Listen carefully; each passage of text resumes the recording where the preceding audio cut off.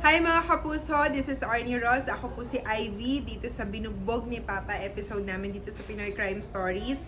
So, I'm very thankful na ako ang napili na gawin ang role na to dahil ito rin yung first time na 2 days kami nag-taping for this 2-day episode din ng Pinoy Crime Stories. At syempre, sobrang naapektuhan ako sa sobrang sakit para sa nanay na mawalan ng anak na dahil lang sa pananakit ng sariling asawa pa, sariling tatay.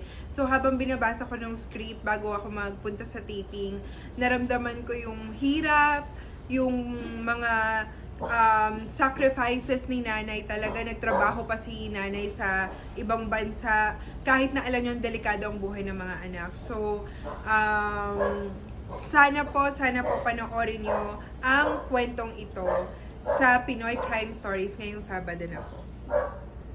Rolling. 3, quiet, 1, action!